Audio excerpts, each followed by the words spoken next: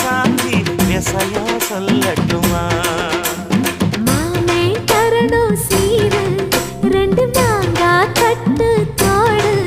நீ சிரிக்கிற தங்க தேரு ஓ தேவை என்ன கேளு. வெடல புள்ள நானும் ஒரு விவரம் கேட்க வேணும். ஏ தன்ன